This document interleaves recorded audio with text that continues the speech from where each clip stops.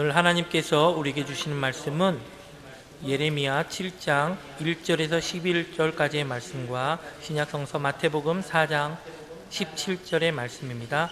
구약성서 예레미야 7장 1절에서 11절까지의 말씀입니다.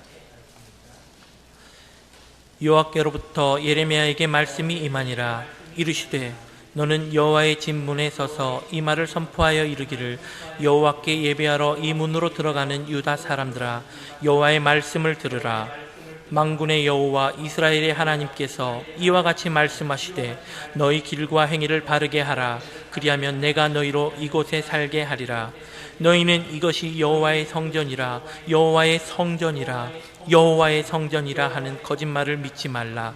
너희가 만일 길과 행위를 참으로 바르게 하여 이웃들 사이에 정의를 행하며 이방인과 고아와 과부를 압제하지 아니하며 무죄한 자의 피를 이곳에서 흘리지 아니하며 다른 신들 뒤를 따라 화를 자초하지 아니하면 내가 너희를 이곳에 살게 하리니 곧 너희 조상에게 영원 무궁토록 준 땅이니라.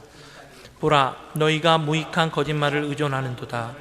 너희가 도둑질하여 살인하며 간음하며 거짓 맹세하며 바알에게 분향하며 너희가 알지 못하는 다른 신들을 따르면서 내 이름으로 일컬음을 받는 이 집에 들어와서 내 앞에 서서 말하기를 우리가 구원을 얻었나이다 하느냐. 이는 이 모든 가증한 일을 행하려 함이로다. 내 이름으로 일컬음을 받는 이 집이 너희 눈에는 도둑의 소굴로 보이느냐. 보라, 나 곧 내가 그것을 보았노라. 여호와의 말씀이니라. 아멘. 신약성서 마태복음 4장 17절 말씀입니다. 이때부터 예수께서 비로소 전파하여 이르시되 회개하라, 천국이 가까이 왔느니라 하시더라. 할머니가 좋아하셨던 찬송 중에 하나가 606장입니다. 제목이 해보다 더 밝은 저 천국이었습니다. 그래서 할머니 임종을 앞두시고 참 여러 번 들었던 찬양입니다. 그 1절 가사만 제가 한번 읽어보면 이렇습니다. 해보다 더 밝은 저 천국 믿음만 가지고 가겠네. 믿는 자 위하여 있을 곳 우리 주 예비해 두셨네. 며칠 후 요단강 건너가 만나리. 며칠 후 요단강 건너가 만나리. 그랬습니다. 제가 초등학교 3학년 때쯤 됐거든요. 그래서 다 잘은 모르겠지만 그때 이 찬양을 들으면서 천국에 가려면 요단강을 건너야 하는구나 라고 생각했고, 그럼 요단강이 도대체 어떤 강인가? 그러니까 소위 우리 그리스 신화에 나오는 스틱스 강이나 혹은 불교에 나오는 삼도천처럼 이승과 저승을 이렇게 가르고 있는 강인가? 그래서 거기를 넘어야만 천국에 갈 수 있는 건가? 이런 생각도 해보았던 적이 있습니다. 근데 요단강은 실제로 있는 강입니다.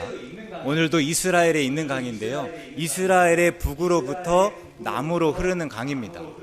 그러니까 이스라엘의 맨 위에는 헐몬산이 있는데 헐몬산에서 발원해서 그 아래에 있는 갈릴리 호수를 지나서 저 남쪽에 있는 사해에 이르는 강입니다.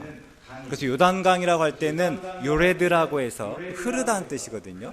요레드 어디서부터? 단에서부터. 그러니까 단지파가 북쪽으로 이주했는데 그 지역으로부터 흘러나오는 물이다 해서 이 요단강 이렇게 부르는 강입니다. 근데 하나님께서 아브라함을 부르시고 아브라함에게 지금의 이스라엘과 팔레스타인 땅을 약속해 주셨습니다. 그래서 그 땅을 흔히 우리가 약속의 땅이라고 부릅니다. 이스라엘은 출애굽한 이후에 광야에서 40년 동안 머물면서 그 땅에 들어가기만 바랐습니다. 그리고 드디어 요단강을 건너서 그 땅에 들어갔습니다. 그러면 찬송가 가사처럼 그 땅이, 그러니까 약속의 땅이 과연 천국인가? 그러면 그들은 천국에 들어간 것인가? 한 번쯤 묻고 싶습니다. 오늘 본문에서 하나님은 예레미야를 성전 문 앞에 세웠습니다. 아마 성전의 바깥들에서 안뜰로 들어가는 여러 문 중에 하나였을 것입니다.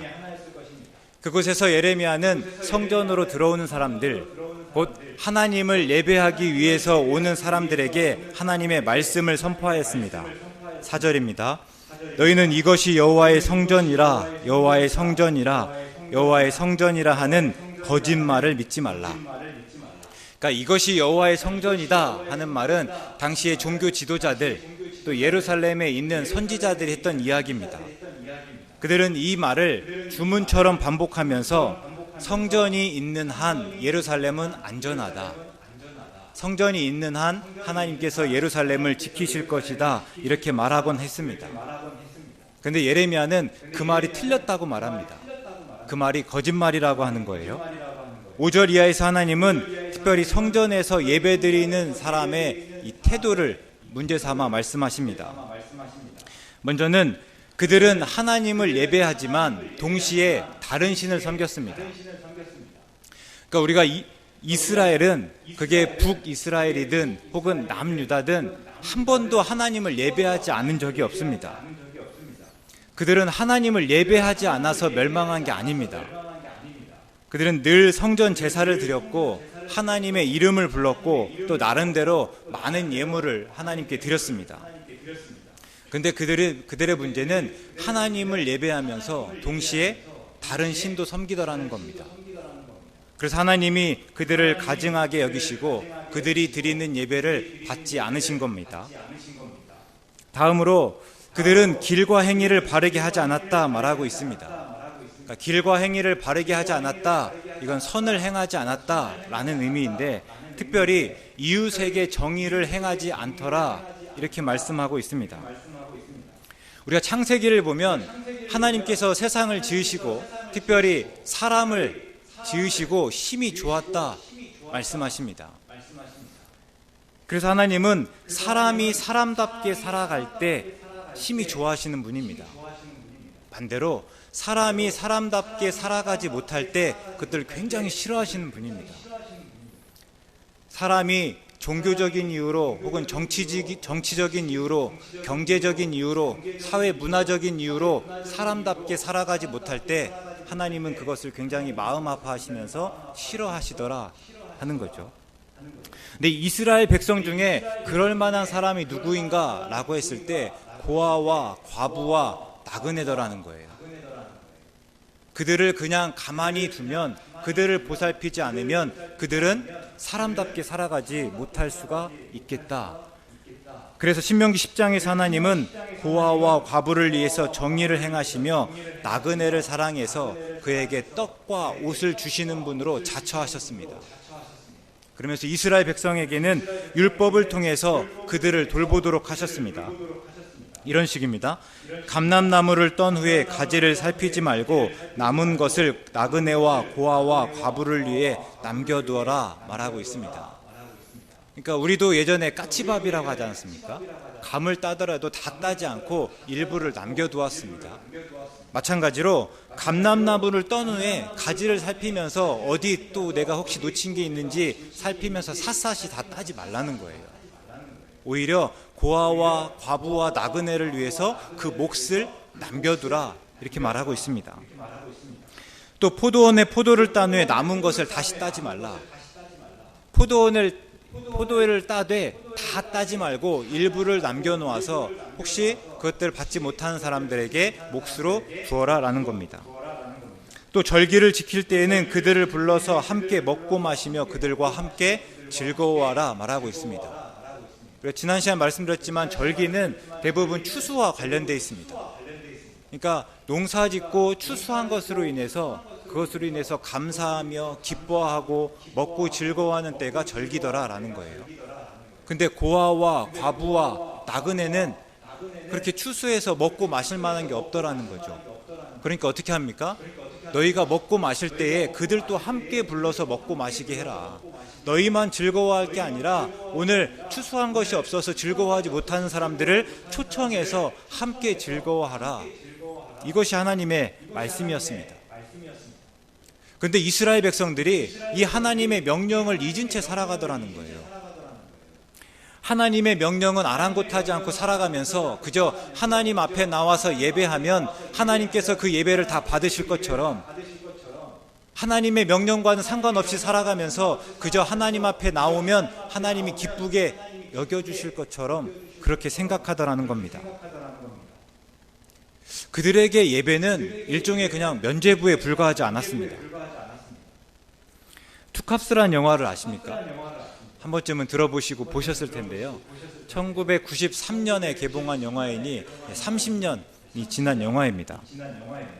안성기 씨와 박중훈 씨가 출연한 영화인데 영화에서 둘 다 경찰입니다. 특별히 안성기 씨는 이제 역할이 조 형사로 나오는데 조 형사는 정말 그 후배들이 보기에 민망할 정도로 이렇게 다른 사람들의 그 비리를 저지르며 닥치는 대로 돈을 모으는 사람이었습니다. 근데 조금 당황스러운 설정이긴 한데 그 조 형사가 주일이 되면 항상 교회에 갑니다. 그러니까 밖에서 다른 사람들 비리를 저지르고 다른 사람의 돈을 빼앗을 때는 그렇게 비열한데 또 그런 비열한 표정들을 가지고 있는데 교회에 가면 누구보다도 천사인 사람입니다. 야, 세상에 사람이 저렇게 선할 수 있을까 싶을 만큼 가장 선한 표정을 짓고 가장 경건한 모습으로 예배를 드립니다. 예배를 드릴 뿐만 아니라 밖에서 비리로 얻었던 많은 돈을 가지고 또 나름 헌금도 많이 합니다. 그렇게 교회를 나서면 또 아무 거리낌 없이 밖에 나와서 비리를 저지르며 다른 사람의 돈을 갈취합니다. 그러니까 그 조형사에게 교회는 그저 자신의 죄책감을 드러내는 곳입니다. 자신의 죄에 대해서 면죄받는 곳입니다. 그럴 뿐 예배와 삶이 아무런 상관이 없습니다. 근데 이스라엘 백성이 이와 같습니다. 이스라엘 백성은 성전에서 예배 제사에 잘 참석하고 또 제물을 드리고 자기 나름대로의 성의를 잘 보이면 하나님이 그들의 삶을 보장해 주실 것이라고 여겼습니다. 그런데 말씀에서 하나님의 관심은 그들이 드리는 제사가 아니라 제사 이전의 삶과 제사 이후의 삶이더라 하는 겁니다. 하나님은 예배가 우리의 삶과 절대 무관하다고 말씀하지 않으십니다. 예배는 항상 우리의 삶으로 이어져야만 합니다. 종교학자인 엘리야데가 있는데요. 그 사람이 예배의 의미 혹은 예배의 중요성을 이렇게 설명한 적이 있습니다. 예배가 무엇인가 하면 예배는 하나님을 의식하는 자리이고 의식하는 시간이라는 겁니다. 이 자리에 와서 하나님을 의식하고 이제 내가 다시 하나님의 뜻대로 하나님의 방법대로 살아야겠다. 그것들을 결심하고 결단하는 이런 기회가 예배라는 겁니다. 근데 실제로 삶을 살다 보면 어떻습니까? 하나님을 의식하기로 작정했는데 그래서 하나님의 뜻대로 살아가기로 다짐했는데 살다 보니까 그 마음들이 흐려지더라는 거예요. 월요일만 하더라도 괜찮은 듯한데 수요일, 목요일이 되고 나면 또 어느새 그랬다는 듯이 다 잊고 그냥 삶에 묻혀서 살더라는 겁니다. 그래서 이 종교학자는 그래서 우리는 정기적인 예배가 필요하다 말합니다. 하나님을 다시 기억하고 다시 하나님의 뜻을 새기고 하나님의 뜻대로 하나님의 방법대로 살아가기를 다짐하고 결심하는 일들이 반복적으로 이루어져야 된다 하는 거죠. 그러니까 예배가 삶으로 연결되어지는 데 있어서 연결되어지는 것이 중요하다 말하고 있습니다. 그런데 이스라엘 백성은 예배를 드릴 뿐 예배와 삶을 연결짓지 않았습니다. 이게 북이스라엘이 하나님의 심판을 받은 까닭이기도 합니다. 제 아모스 5장 21절부터 24절까지의 말씀을 한번 읽도록 하겠습니다. 내가 너희 절기들을 미워하여 멸시하며 너희 성회들을 기뻐하지 아니하나니 너희가 내게 번제나 소제를 드릴지라도 내가 받지 아니할 것이요 너희의 살찐 희생의 화목제도 내가 돌아보지 아니하리라. 내 노랫소리를 내 앞에서 그칠지어다. 내 비파소리도 내가 듣지 아니하리라. 오직 정의를 물같이 공의를 마르지 않는 강같이 흐르게 할지어다. 이게 하나님의 말씀입니다. 이스라엘 백성이 예배드리지 않은 게 아닙니다. 어느 때보다도 부요했고 번영을 누릴 때에 하나님이 주셔서 가져왔습니다. 가져오고 그것을 하나님께 내놓고 그것으로 기뻐했던 게 이스라엘 백성들입니다. 또요, 그 앞에서 여러 가지 악기를 통해서 하나님을 찬양했습니다. 그런데 하나님께서 말씀하시는 건요, 나 다 그거 싫다는 겁니다. 그리고 원하는 것은 오직 정의를 물같이 흐르게 하라. 공의를 마르지 않는 강같이 흐르게 하라. 너희가 예배하는 만큼 너희가 세상 속에서 바르게 살아가라. 예배드리는 자로 살아가라. 이게 하나님의 말씀이었습니다. 하나님이 절기를 싫어하시는 게 아닙니다. 이스라엘 백성의 성회나 번제와 소제, 화목제, 노랫소리, 또 비파소리 그 자체를 싫어하시는 것이 아닙니다. 다만 삶이 뒷받침되지 않는 그저 하나님 앞에서 척하는 예배를 싫어하실 뿐입니다. 그럼 오늘 우리 예배는 어떻습니까? 삶을 근거로 하고 있습니까? 예배당으로 나오시면서 지난 한 주간을 한번 돌아보셨습니까? 그 속에서 하나님을 찾고 또 우리가 어떻게 하나님의 뜻을 따졌는지, 무슨 하나님의 뜻으로 고민하며 또 그것을 위해서 이렇게 씨름했는지 한번 따져보셨습니까? 그리고 오늘 예배를 드리면서 그래 이제 내가 또 예배 드렸으니까 하나님의 어떤 말씀에 어떻게 반응해야 되는지를 항상 다짐하고 작정하고 있으십니까? 아니면 그냥 예배 그 자체에 익숙해지셨습니까?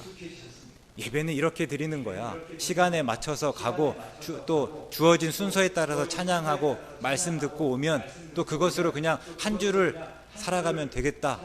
그냥 그거면 내가 할 도리를 다 했다. 하나님이 어여삐 봐주시겠다 라고 생각하고 있지는 않으십니까? 이 물음에 답하는 것이 중요한 까닭은 그 답이 우리가 천국을 기대하는 방식과 연결되어 있기 때문입니다. 예수님이 공생애를 시작하시면서 처음으로 외쳤던 말씀이 오늘 읽었던 말씀입니다. 회개하라, 천국이 가까이 왔느니라. 이때 천국은 어떤 곳입니까? 천국은 하나님이 통치하시는 하나님의 나라입니다. 유대인은 하나님의 이름을 대단히 경건하게 거룩하게 여기는 습관이 있었습니다. 그럴 수밖에 없었던 것이 신명기의 세 번째 계명이 무엇입니까? 너는 하나님의 이름을 망령되이 일컫지 말라는 겁니다. 그러니까 이스라엘 백성은 우리가 하나님의 이름을 부르면서 이게 망령될 수가 있고 그것을 통해서 우리가 십계명을 어길 수 있겠다라고 생각한 거예요. 그래서 행여나 이 하나님의 이름을 부르면서 계명을 범할까 두려워서 아예 그냥 하나님의 이름을 부르지 않기로 했습니다. 그래서 나중에는 하나님의 이름을 어떻게 말해야 되는지조차도 잊을 정도였습니다.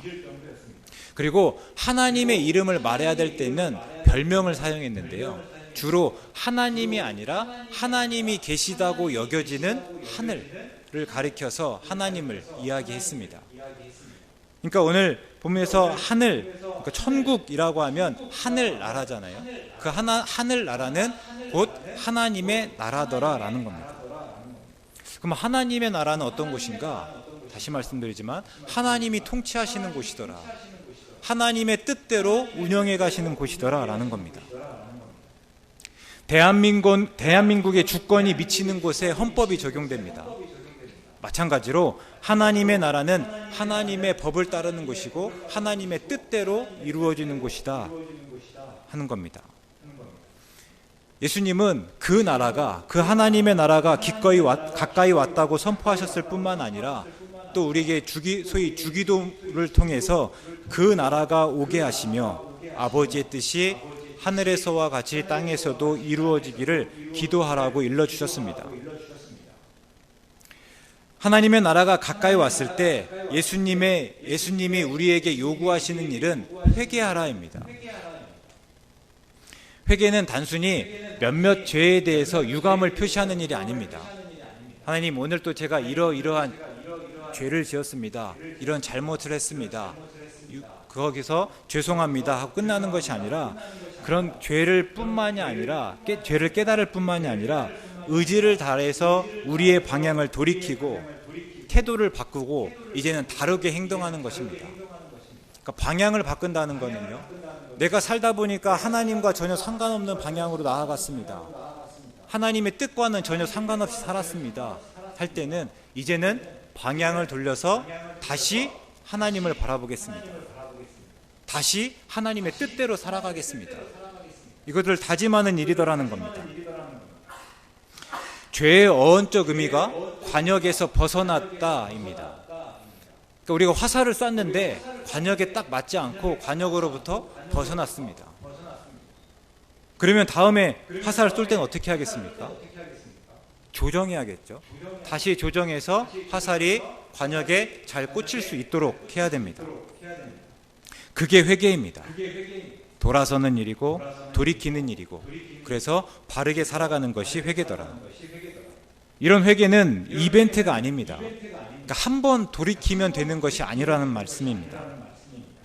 계속해서 하나님의 법대로 또 하나님의 뜻과 상관없이 살던 삶에서 돌이키는 것이고, 이제는 그래서 하나님의 뜻을 따라 살아가는 게 회개입니다.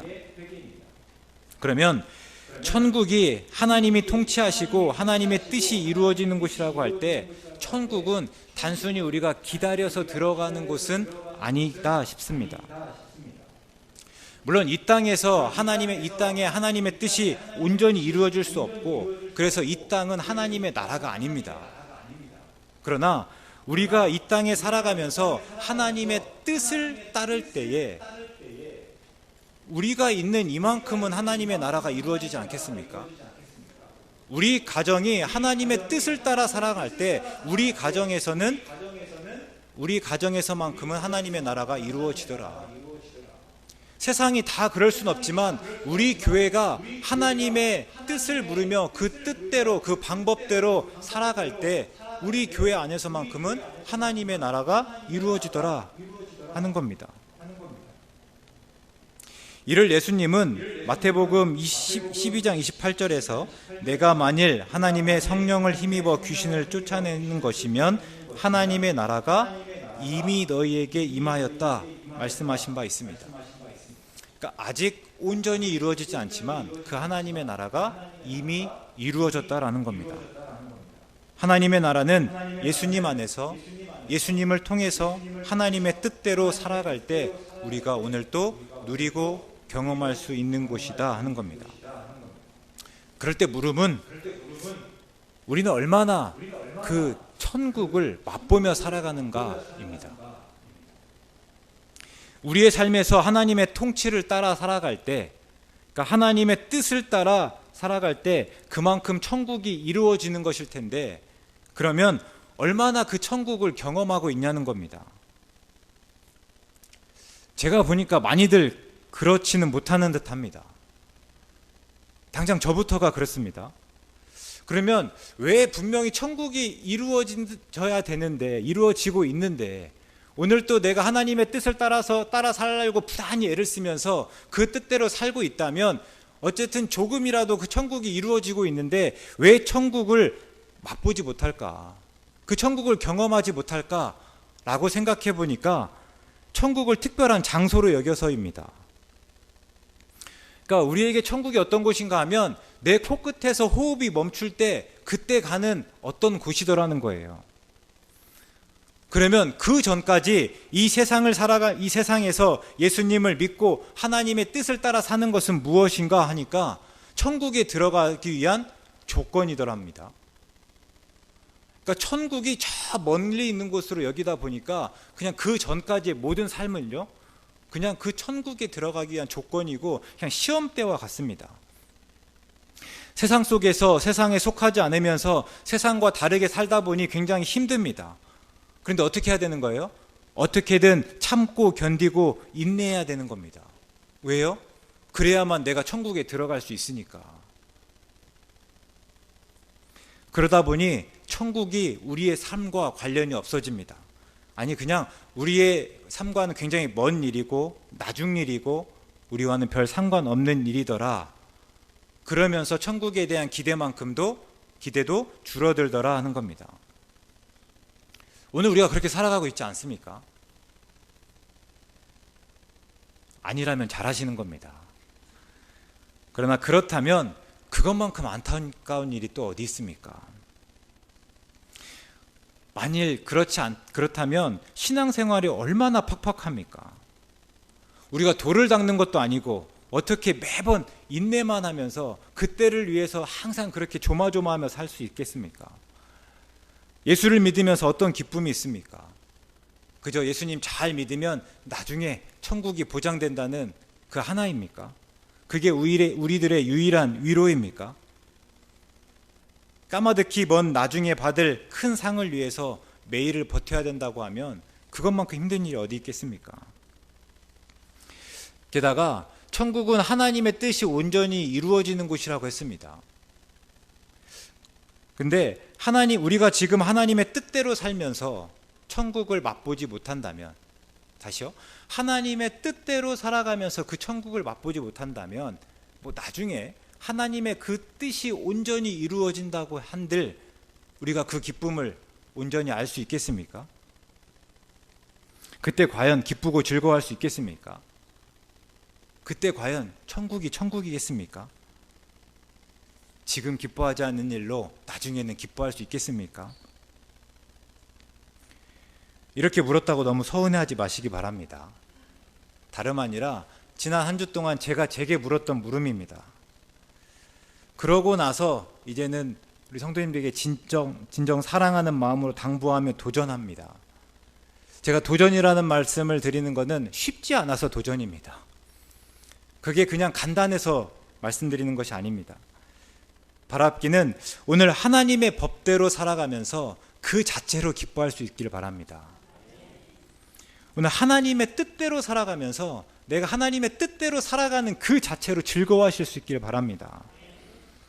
어쩔 수 없어서 마지못해서 하나님의 뜻을 따르는 것이 아니라 적극적으로 그 뜻을 따르며 그만큼 내 삶에서 천국이 이루어지는 것을 확인하고 그로 인해서 기뻐할 수 있으면 참 좋겠습니다. 천국에 대한 우리의 생각을 바꾸시기 바랍니다. 천국을 새롭게 이해하시고 그러면 그 천국을 오늘 맛보는 게 어떻게 맛볼 수 있는지 그 방법을 부지런히 찾으실 수 있으면 좋겠습니다. 제가 지난주 우리 음악 축제를 했는데요. 그러면서 또 그 떠올리면서 한 번쯤 생각해 본 게 있습니다. 분명히 그냥 그날만 딱 하지 않더라고요. 오랫동안 준비했잖아요. 오랫동안 준비하는 것이 단순히 일로 여겨지는 것이 아니라 나중에 사진을 하나씩 넘기면서 보니까요. 준비하는 그 과정에서 재미있었더라고요. 즐거웠었더라고요. 하나 됐더라고요.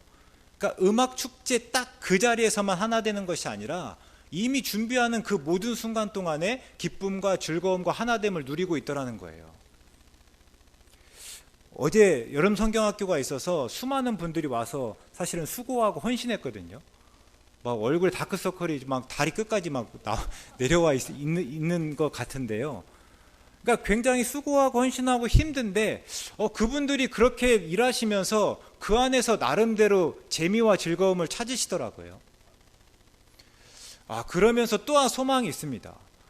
하나님, 우리가 함께하면서 이 안에서 이루어진 천국을 바라보게 하시고 천국을 맛볼 수 있으면 좋겠습니다. 하나님, 지금은 다 알지 못하지만 알게 하여 주시옵소서. 우리가 아는 만큼 천국을 누리면서 또 하나님이 주신 기쁨과 즐거움으로 살아가겠습니다.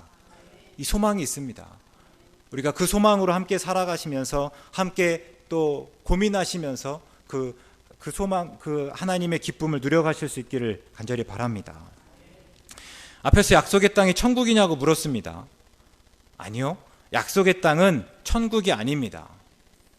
약속의 땅 자체가 천국인 것이 아니라 다만 이스라엘 백성이 그곳에 들어가 온전한 삶의 예배를 드리고 날마다 회개하며 하나님의 뜻대로 살아갈 때, 그렇게 하나님과 동행할 때 그때서야 비로소 그 땅이 천국입니다. 그러고 나면 이스라엘 백성에게 천국은 약속의 땅이 아니라 광야였을 수 있겠다 싶습니다. 그곳에서 그들은 성막 위에 구름을 통해서 또 구름 기둥과 불 기둥을 통해서 만나와 메추라기를 통해서 하나님이 그들과 함께 하심을 보고 또 경험하였습니다. 또 광야라서 선택의 여지는 없었습니다. 부득불이긴 하지만 하나님의 뜻을 따랐습니다. 그것이 하나님의 나라 천국이었습니다. 근데 문제는 그들은 그곳에서 하나님과 함께 하심과 하나님의 뜻을 따르는 그 자체로 기뻐하는 법을 배우지 못하였습니다. 하나님의 뜻이 이루어지는 그것이 곧 하나님의 기쁨이 아니라 이것이 내 기쁨이어야 한다는 사실을 깨닫지 못하였습니다. 그러면서 마치 약속의 땅에 들어가기만 하면 그냥 모든 것이 다 좋고 즐거울 거라고 기대했습니다. 근데 실제로 약속의 땅에 들어가면 그렇습니까? 그곳에서도 여전히 또 다른 삶이 시작됩니다. 또 기쁜 일이 있을 수 있지만 또 슬프고 힘들고 어려운 일이 또 산적해 있습니다. 그곳에 살아가면서 그들은 그 법을 깨닫지 못했기 때문에 다른 신에게 나아가고 또 다른 신을 섬기는 일을 벌였고, 그래서 결국 그 약속의 땅에서 쫓겨날 수밖에 없었습니다. 오늘 우리가 다르게 살아가면 좋겠습니다. 우리가 살아가는 이곳이 곧 광야일 수 있습니다. 그러나 우리는 그 광야 속에서 하나님을 만나고 오히려 하나님의 뜻으로 인해서 함께 기뻐할 수 있으면 좋겠습니다. 우리가 그 광야에서 예배드리면서 하나님 예배가 예배로 끝나는 것이 아니라 그 예배를 우리의 삶으로 가져와서 우리의 삶에서 여전히 하나님의 뜻대로, 하나님의 방법대로, 하나님이 원하시는 바대로, 하나님이 바라보시는 그곳을 바라보고 하나님과 동행해 나가는 법들을 깨닫기 원합니다.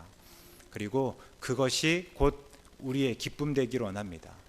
그래서 우리가 있는 이곳이 곧 천국이라 고백되어지는 우리 모두 되시기를 간절히 바라겠습니다. 기도합니다. 사랑의 하나님, 우리는 예수님의 은혜로 구원을 받았습니다. 그러나 그 기쁨은 찰나이고 그 이후로는 하나님의 뜻대로 살아야 한다는 의무감과 부담감만 가지고 살아가곤 합니다. 이런 우리를 불쌍히 여겨 주시옵소서. 이제 다시 하나님의 은혜로 살아가기 원합니다. 하나님의 뜻대로 살기로 다짐하고 작정하며 그렇게 살아갈 때에 천국을 맛보게 하시옵소서. 예수님을 믿는 맛, 하나님의 뜻대로 사는 맛이 무엇인지를 분명히 알게 하시옵소서. 그래서 매일의 삶에서 천국을 기대하며 나아가는 우리 되게 하여 주옵소서. 예수님의 이름으로 기도드립니다. 아멘.